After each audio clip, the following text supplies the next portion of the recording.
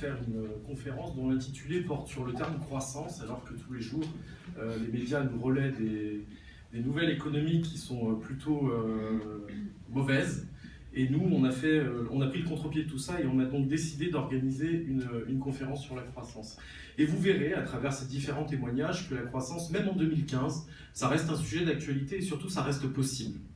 Ça, c'est le premier point. Alors, je suis donc Franck Saudoyer, je dirige un réseau aujourd'hui, je suis franchiseur, je dirige un réseau national dans le domaine du service à la personne. Et mon histoire avec BGE remonte maintenant à quelques années, puisque la première fois où j'ai rencontré BGE, c'était en 1998, où porté par un élan, un projet de création d'entreprise, mais pas forcément une histoire entrepreneuriale familiale, pas non plus forcément le parcours adéquat pour se lancer dans le monde de l'entrepreneuriat. En clair, mon parcours de formation initiale est le suivant, j'ai pas fait école de commerce, mais j'ai fait un DEA de sociologie. Donc vous voyez comme quoi, y compris les sciences humaines, ça peut mener à tout. Et puis donc en 98, très motivé, décidé à porter ce projet de création d'une plateforme de services de proximité, c'est comme ça que je l'ai appelé à l'époque, puisque l'appellation service à la personne est venue bien après, notamment avec la mise en place du plan Borloo en 2005. Sauf qu'à l'époque, moi quand on me parlait de budget prévisionnel, de compte de résultats, c'est comme si on me parlait un peu chinois. Et c'est donc là où j'ai eu besoin, en tous les cas, de me faire accompagner, d'être conseillé justement sur des compétences qui n'étaient pas les miennes et qu'il était bien évidemment important et utile de pouvoir mobiliser de façon satisfaisante dans la réussite de mon futur projet. Alors peut-être aussi, ça date de 98, on est aujourd'hui en 2015 et aujourd'hui j'entretiens toujours un lien très fort avec le réseau BGE puisque j'ai été sollicité il y a à peu près 1 an et demi, 2 ans de cela, où l'idée du réseau c'était de pouvoir ouvrir son conseil d'administration au niveau national à un collège qu'on nomme notamment de personnalités qualifiées qui chacun, dans leur domaine respectif, vont pouvoir amener un regard extérieur au réseau associatif BGE de façon justement à les conseiller et apporter ce recul qui nous est nécessaire, notamment quand on est chef d'entreprise. Vous savez qu'au quotidien on a souvent la tête dans le guidon et prendre du recul c'est pas toujours très simple.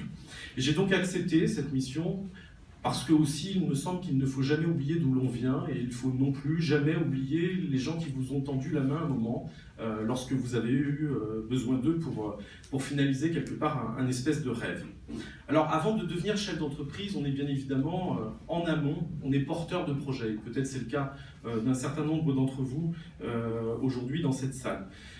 Et je dirais que j'ai envie de commencer mon propos en tous les cas en vous disant que ce projet que vous allez porter doit reposer sur du bon sens. Alors qu'est-ce que j'appelle le bon sens? C'est plusieurs petites choses. C'est je ne peux réussir que dans ce que j'aime.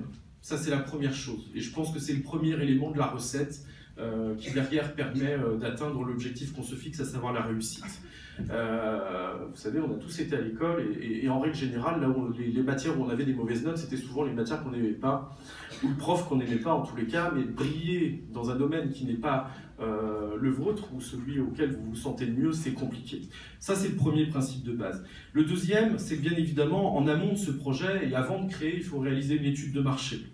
Et cette étude de marché, elle doit avoir pour un objectif assez simple finalement. C'est par rapport à l'analyse que vous avez faite du marché qui sera le vôtre, celui que vous allez étudier en amont avant de passer le cap de la création d'entreprise. C'est vous sentez-vous capable d'apporter une valeur ajoutée ou pas? Si la réponse est oui, j'ai juste envie de vous dire allez-y. Si la réponse est non, peut-être que j'ai envie de vous dire que c'était peut-être une fausse bonne idée. Le troisième principe, c'est également se mettre dans la tête que créer son entreprise, c'est forcément accepter de prendre un risque. La création d'entreprise sans risque n'existe pas.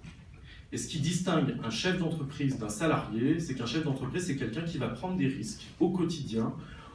C'est quelqu'un qui va faire un pari sur la croissance, puisque c'est le thème dans tous les cas de notre conférence de ce jour. Il va faire un pari sur une croissance, une rentabilité future, sans certitude, et il va s'atteler au quotidien, en tous les cas, à tenter de la construire. Et puis enfin, un quatrième principe de base, toujours sur cet état de porteur de projet, c'est que pour réussir, il faut être bon, il faut être professionnel. Il Il y a souvent deux choses à maîtriser quand on se lance sur un parcours de création d'entreprise. Il y a le secteur d'activité en lui-même, avec ses codes, sa culture, son fonctionnement, ses spécificités. Et puis il y a souvent un autre aspect aussi qu'on a un peu tendance à oublier, c'est qu'est-ce que ça veut dire qu'être chef d'entreprise. Or, si cette fonction-là existe dans une entreprise, c'est que bien évidemment elle a un sens, et que ce chef d'entreprise que vous êtes aujourd'hui ou que vous allez devenir demain, eh ben, il va falloir que vous gériez des questions relatives à la communication, au marketing, à la gestion, au social, au juridique, au commercial, au management. Ça fait beaucoup de choses. Est-ce que tout seul, vous pensez être bon dans tous ces domaines? Personnellement, je ne connais ni de Superwoman, ni de Superman. Alors, peut-être que l'étape en amont, déjà, c'est de faire une photographie précise des compétences qui sont les vôtres, d'identifier celles que vous ne détenez pas, pour aller chercher justement ces compétences à l'extérieur. Et c'est là où tout le rôle de l'accompagnement peut prendre son sens. Mais clairement, faire tout seul, c'est pas possible. Et on ne peut pas être bon dans tous les domaines, puisque chaque domaine est un domaine d'expertise qui nécessite et qui fait appel à des compétences bien précises. Alors je travaille bien évidemment aujourd'hui avec des collaborateurs et un certain, enfin en tous les cas, un de mes collaborateurs me dit souvent « Tu sais Franck, seul on va vite, à plusieurs en tous les cas on va plus loin ». Et j'aime beaucoup cette phrase et je pense qu'en tous les cas elle est porteur de sens. Alors la croissance, pour en revenir au thème de cette conférence d'aujourd'hui, c'est la raison d'être même d'une entreprise. C'est pas une